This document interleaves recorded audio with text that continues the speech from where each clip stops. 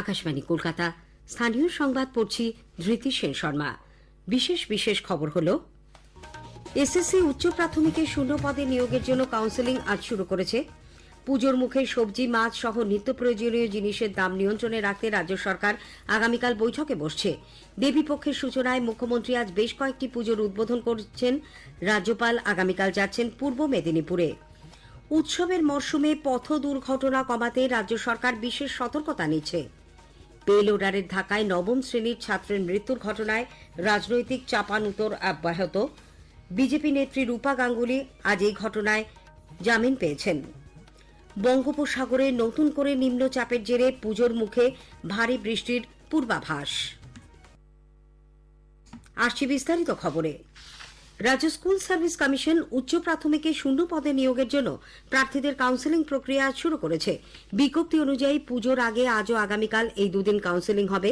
এরপর দ্বিতীয় পর্যায়ে আবার 24 অক্টোবর থেকে কাউন্সেলিং শুরু হবে। বিধাননগরে কমিশনের অফিসে সকাল 10:30 থেকে তা চলবে। উল্লেখ্য, কলকাতা হাইকোর্টের নির্দেশ মেনে এসএসসি গত বুধবার 2016 সালের পরীক্ষায় উত্তীর্ণ 14,052 জনের নামের তালিকা প্রকাশ করে। নির্দেশ অনুসারেই আগামী 4 সপ্তাহের মধ্যে নিয়োগ প্রক্রিয়া শেষ করা হবে বলে কমিশনের তরফে ইতিমধ্যেই জানানো হয়েছে। পুজোর মুখে সবজি, মাছ সহ নিত্য প্রয়োজনীয় জিনিসের দাম ঊর্ধ্বমুখী হওয়ায় তা নিয়ন্ত্রণে এনে সাধারণের নাগালের মধ্যে রাখতে প্রয়োজনীয় পদক্ষেপ নিতে রাজ্য সরকার আরও একবার বৈঠকে বসতে চলেছে। মুখ্য সচিব মনোজ পান্থের পৌরোহিত্যে আগামীকাল নবান্নে প্রস্তাবিত বৈঠকে উপস্থিত থাকার জন্য সব জেলা শাসক, police super, enforcement branch, task force ও বিভিন্ন ব্যবসায়ী সংগঠনের প্রতিনিধিদের নির্দেশ দেওয়া হয়েছে। এদিকে দুর্গাপুজো, দীপাবলির আগে পরিবেশ বান্ধব বাজি উৎপাদন ও বিক্রির কাজের গতি আনতেও রাজ্য সরকার শনিবার এক বৈঠক ডেকেছে। নবান্নে মুখ্য সচিব মনোজ পান্থের পৌরোহিত্যে ওই বৈঠকে দমকল, পরিবেশ, শ্রম দপ্তরের সচিব, রাজ্য পুলিশের ডিজি, কলকাতার পুলিশ কমিশনার এবং পুর কমিশনার উপস্থিত থাকবেন। শারদীয় উৎসবের আগে মুখ্যমন্ত্রী মমতা ব্যানার্জি আজও শহরের বেশ কিছু পুজোর উদ্বোধন করেছেন। বিকেলে তিনি প্রথমে উত্তর কলকাতার টালা প্রত্যয় ক্লাবের পুজোর উদ্বোধন করে ঠাকুরের কাছে দুর্যোগ কাটিয়ে দেওয়ার আবেদন জানান। এরপর তিনি উদ্বোধন করেন আলিপুর সার্বজনীনের, খিদিরপুর 74 পল্লী, বেহালা নতুন দল, অজেয় সংহতি, কালীঘাট মিলন সংঘ সহ মোট 15টি পুজোর আজ তিনি উদ্বোধন করেন। এদিকে দুর্গাপুজোর উদ্বোধনে রাজ্যপাল সিভি আনন্দ বোস আগামীকাল পূর্ব মেদিনীপুরে যাচ্ছেন। কলকাতা থেকে আকাশপথে দীঘায় পৌঁছবেন। এরপর সেখান থেকে যাবেন কাঁথিতে। সেখানে তার নান্দনিক ক্লাবের পুজোর উদ্বোধন করার কথা রয়েছে বলে রাজভবন সূত্রের খবর। নদিয়ার কৃষ্ণনগর রাজবাড়িতে আজ প্রতিপদে প্রাচীন রীতি মেনে জ্বলে ওঠে হোমকুণ্ড। সূচনা হয় পুজোর। নবমী পর্যন্ত সর্বক্ষণ প্রজ্বলিত থাকবে এই হোমকুণ্ড। এদিকে বর্ধমানের অধিষ্ঠাত্রী দেবী সর্বমঙ্গলা মায়ের ঘটোত্তোলনের মধ্যে দিয়ে আজ পূর্ব বর্ধমান জেলায় শারদ উৎসবের সূচনা হয়েছে। অমাবস্যার পর দেবীপক্ষের সূচনায় প্রতিপদ তিথিতে রীতি ও আচার মেনে ঘোড়ার টানা রথের শোভাযাত্রা সহ রাজামলে প্রতিষ্ঠিত কৃষ্ণসায়র থেকে জল ভর্তি রূপোর ঘট এনে তা মন্দিরে স্থাপন করা হয়। আজ থেকে নবমী পর্যন্ত পুজো পাঠ চলবে। দশমীতে হবে ঘট বিসর্জন। হাওড়া রানীহাটিতে 16 নম্বর জাতীয় সড়ক পার্শ্ববর্তী নাভখরা দুর্গোৎসব কমিটির পুজো প্যান্ডেলে গতকাল রাতের অন্ধকারে একটি ট্রেলার ঢুকে পড়লে মণ্ডপটি ক্ষতিগ্রস্ত হয়। পুলিশ জানিয়েছে, স্টোনচিপ বোঝাই ট্রেলারটি গতরাতে রানীহাটি মোড় থেকে কোলাঘাটের দিকে যাচ্ছিল। আচমকাই সেটি পুজো প্যান্ডেলের ভেতরে ঢুকে পড়ে। ঘটনায় কেউ হতাহত না হলেও এলাকায় ব্যাপক উত্তেজনা ছড়ায়। উদ্যোক্তারা জানিয়েছেন, চতুর্থীর দিন পুজোর উদ্বোধন হওয়ার কথা। তার আগে মণ্ডপটি ক্ষতিগ্রস্ত হওয়ায় তারা ব্যাপক সমস্যায় পড়লেন। পূর্ব বর্ধমানের দেওয়ানদিঘি থানার দাসপুরে পুজোয় নতুন জামাকাপড় কিনে না দেওয়ায় অভিমানের স্ত্রী আত্মঘাতী হয়েছেন। পরিবার সূত্রে জানা গেছে, পেশায় মার্বেল মিস্ত্রি বিশ্ব মাঝির কাছে পুজোয় নতুন জামাকাপড় কিনে দেওয়া নিয়ে বছর 18-র স্ত্রী গৌরীর অশান্তি বাঁধে। এরপরে ঘর থেকে ঝুলন্ত অবস্থায় উদ্ধার করা হয় গৌরীকে। তাদের একটি সন্তানও রয়েছে। উৎসবের মরশুমে পথ দুর্ঘটনার আশঙ্কা কমাতে রাজ্য সরকার বিশেষভাবে সতর্ক হচ্ছে। কলকাতা ও বিধাননগর কমিশনারেটের পাশাপাশি সমস্ত জেলা প্রশাসনকে এজন্য বিশেষভাবে সতর্কতা অবলম্বনের নির্দেশ দেওয়া হয়েছে। সেফ ড্রাইভ সেভ লাইফ কর্মসূচির আওতায় গাড়ি চালক ও পথচারীদের মধ্যে সচেতনতার প্রচার করতে বলা হয়েছে। 2 চাকার গাড়িতে 2 জনের বেশি ভ্রমণ, বিনা হেলমেটে যাত্রা এবং মদ্যপ অবস্থায় গাড়ি চালানো আটকাতেও পুলিশ বিশেষভাবে তৎপর হয়েছে বলে জানা গেছে। বিভিন্ন গুরুত্বপূর্ণ রাস্তায় দুর্ঘটনা প্রবণ এলাকা বা ব্ল্যাক স্পটগুলিকে চিহ্নিত করে আলাদাভাবে নজরদারি করতেও বলা হয়েছে। মুখ্য সচিব মনোজ পান্ত সম্প্রতি পথ নিরাপত্তা নিয়ে পুলিশ ও পরিবহন দপ্তরের সঙ্গে বৈঠক করেন। সেখানেই তিনি দুর্ঘটনা আটকাতে একগুচ্ছ ব্যবস্থা গ্রহণের নির্দেশ দেন। স্থানীয় সংবাদ শুনছেন আকাশবাণী কলকাতা কেন্দ্র থেকে। বেলুড়ারের ঢাকায় নবম শ্রেণীর ছাত্রের এক মৃত্যুর ঘটনায় রাজনৈতিক চাপানুতোর অব্যাহত। এই ঘটনায় চালককে গ্রেপ্তার ও ধৃত বিজেপি কর্মীদের মুক্তির দাবিতে বাঁশদ্রোণী থানার সামনে ধর্ণা দেওয়ায় ধৃত বিজেপি নেত্রী রূপা গাঙ্গুলি আজ জামিন পেয়েছেন। তাকে আলিপুর আদালতে তোলা হলে ১,০০০ টাকার বন্ডে জামিন মঞ্জুর করা হয়। আগেই জানানো হয়েছে, বাঁশদ্রোণীতে গতকাল এই ঘটনায় তীব্র উত্তেজনা দেখা দেয়। পুলিশ ঘটনাস্থলে গেলে স্থানীয় বাসিন্দারা তাদের ঘিরে তুমুল বিক্ষোভ দেখান। গ্রেপ্তার করা হয় বিজেপি নেত্রী রুবি মণ্ডল সহ কয়েকজন দলীয় কর্মীকে। রূপা রাতেই থানার সামনে ধর্ণা অবস্থানে বসেন। আজ সকালে তাকে গ্রেপ্তার করা হয়।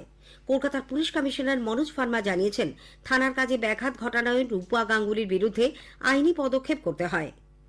বিজেপি বাঁশদ্রোণীর ঘটনায় দলীয় কর্মীদের গ্রেপ্তারের তীব্র সমালোচনা করেছে।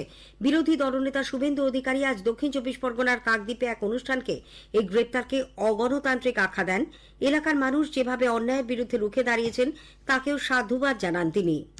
রূপা গাঙ্গুলি মহোদয় একজন লড়াকু নেত্রী। তিনি সারা রাত্রি ধরে থানায় ধর্ণা দিয়েছেন, অবস্থান করেছেন, প্রতিবাদ করেছেন গণতান্ত্রিকভাবে, শান্তিপূর্ণভাবে।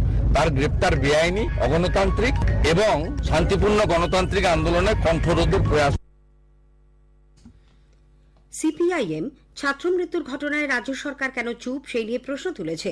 দলের কেন্দ্রীয় কমিটির সদস্য সুজন চক্রবর্তী বলেছেন, যখন কেউ মারা যান সরকার কিছু টাকা দেয়, রাজনৈতিক মনোভাব থেকে সরকারের টাকা খরচ করা হয়। সেই কারণেই রাজনীতি দেওয়া কথা হয়।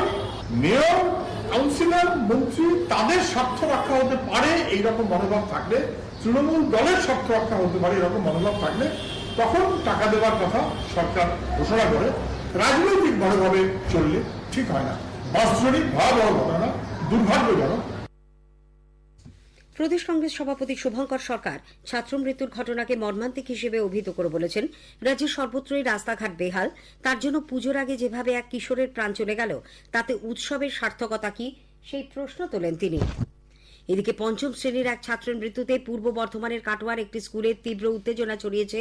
জানা গেছে, কশিগ্রাম ইউনিয়ন ইনস্টিটিউশনের বছর 12-র ইন্দ্রজিৎ মাঝিকে গত মঙ্গলবার স্কুলে কিছু কামড়ায়। বিষয়টি স্কুলে জানালে কর্তৃপক্ষ ক্ষতস্থানে অ্যান্টিসেপটিক লোশন লাগিয়ে দেয়। বিকেলে বাড়ি ফিরে টিউশন পড়তে গিয়ে সে অসুস্থ হয়ে পড়ে। কাটোয়া হাসপাতালে নিয়ে যাওয়া হলে চিকিৎসক ইন্দ্রজিৎকে মৃত ঘোষণা করেন। পরিবারের অভিযোগ, স্কুলের সাপের কামড়ে তার মৃত্যু হয়েছে। এরপরে স্কুলের বিরুদ্ধে ক্ষোভে ফেটে পড়েন স্থানীয় বাসিন্দারা। গতকাল ছুটি থাকায় আজ মৃতের পরিবার, ছাত্রছাত্রী, অভিভাবক এবং গ্রামবাসীরা স্কুলে এসে তুমুল বিক্ষোভ দেখায়। ইন্দ্রজিৎ বারবার বলা সত্ত্বেও কর্তৃপক্ষ যথাযথ ব্যবস্থা নেয়নি বলে অভিযোগ। স্কুলের বিরুদ্ধে গাফিলতির অভিযোগ তুলে প্রধান শিক্ষককে পুলিশ আটক করেছে। এইমাত্র জানা গেল, আরজিকর হাসপাতালে আর্থিক দুর্নীতি মামলায় আজ প্রাক্তন অধ্যক্ষ সন্দীপ ঘোষ ঘনিষ্ঠ তৃণমূল কংগ্রেস ছাত্র পরিষদ নেতা ডাক্তার আশিস পান্ডেকে সিবিআই গ্রেপ্তার করেছে। তদন্ত সংস্থার দপ্তরে আজ হাজিরা দিয়েছিলেন চিকিৎসক আশিস। বেশ কিছুক্ষণ ধরে তাকে জিজ্ঞাসাবাদ করা হয়। উত্তর চব্বিশ পরগনার নিমতায় স্ত্রীর হাতে স্বামীর খুনের ঘটনায় আজ তুমুল উত্তেজনা ছড়ায়। সুরাজ আলী নামে মৃত ব্যক্তির দেহ আটকে রেখে বিক্ষোভ দেখান স্থানীয় বাসিন্দারা। পরে স্ত্রী সাইমা বিবি ও তার ছেলেকে আটক করে। এই দুজন মিলে সুরাজকে খুন করে বলে অভিযোগ। পারিবারিক অশান্তি নাকি অন্য কোনো কারণে এই ঘটনা, পুলিশ তা খতিয়ে দেখছে। উপ অধিকর্তা দিব্যগোপাল ঘটক সম্পাদিত শিক্ষক থেকে মুখ্যমন্ত্রী এক অনন্য যাত্রা, বুদ্ধদেব ভট্টাচার্য ও রতনচন্দ্র গুড়িয়া সম্পাদিত বাংলার মিল্টন, মাইকেল মধুসূদন দত্ত এবং তার সাহিত্য সম্ভার বই দুটি আজ প্রকাশিত হয় কলকাতার মহাবোধি সোসাইটি হলে।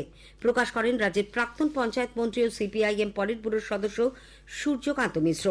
অনুষ্ঠানে দিব্যগোপাল বাবু বলেন, বুদ্ধদেব বাবুর মৃত্যুর পর এত অল্প সময় বইটি প্রকাশিত হলেও আগামী দিনের গবেষকদের কাছে এটি মূল্যবান তথ্য দিতে সাহায্য করবে। একটা পূর্ণাঙ্গ ইতিহাসের দিকে একটা এই দলিলটা যাচ্ছে। ওনার যখন শতবার্ষিকী হবে, আমার দৃঢ় বিশ্বাস এই বইটি তখন একটা বিশেষ গুরুত্ব পাবে। তার কারণ, মৃত্যুর পরবর্তীকালে এই যে অল্প কয়েকদিনের মধ্যে এটা তৈরি করা হলো, এটা আগামী দিনের আরো 25 বছর পরে এর একটা আলাদা গুরুত্ব পাবে। বঙ্গোপসাগরে নতুন করে নিম্নচাপের জেরে পুজোর মুখে ভারী বৃষ্টির পূর্বাভাস দিয়েছে আবহাওয়া দপ্তর। বাংলাদেশের উপর সৃষ্ট একটি ঘূর্ণাবর্ত আগামীকাল শক্তি বাড়িয়ে নিম্নচাপে পরিণত হওয়ার সম্ভাবনা। এর জেরে ২ পরগনায় আগামীকাল ভারী বৃষ্টির সতর্কতা জারি করা হয়েছে। কলকাতা সহ দক্ষিণবঙ্গের অন্য জেলায় বিক্ষিপ্ত বৃষ্টি হবে। উপকূলবর্তী এলাকায় ঘন্টায় ৪০ থেকে ৫০ কিলোমিটার বেগে ঝোড়ো হাওয়া বয়ে যেতে পারে। মৎস্যজীবীদের আগামীকাল পর্যন্ত গভীর সমুদ্রে না যাওয়ার পরামর্শ দেওয়া হয়েছে। উত্তরবঙ্গেও দার্জিলিং ও কালিম্পংয়ে ভারী বৃষ্টির পূর্বাভাস। পাহাড়ে বৃষ্টির জেরে বিভিন্ন জায়গায় ধস নেমেছে, বন্ধ একাধিক রাস্তা। এদিকে জোরবাংলো থানা এলাকার পুলুংডংয়ে আজ সকালে ধ্বংসস্তূপের তোড়া থেকে এক ব্যক্তির দেহ উদ্ধার করা হয়। সুকিয়া ব্লকের বাসিন্দা রঘুবীর নাই নামে ৭৮ বছর বয়সী ওই ব্যক্তির বাড়িতে গতরাতে ধস নামলে তিনি চাপা পড়েন। শেষ করার আগে স্থানীয় সংবাদের বিশেষ কিছু অংশ আরও একবার। এসএসসি উচ্চ প্রাথমিকে শূন্য পদে নিয়োগের জন্য কাউন্সেলিং প্রক্রিয়া শুরু করেছে। আরজিকর হাসপাতালে আর্থিক দুর্নীতির মামলায় প্রাক্তন অধ্যক্ষ সন্দীপ ঘোষ ঘনিষ্ঠ আশিস পান্ডেকে সিবিআই গ্রেপ্তার করেছে। স্থানীয় সংবাদ শেষ হলো।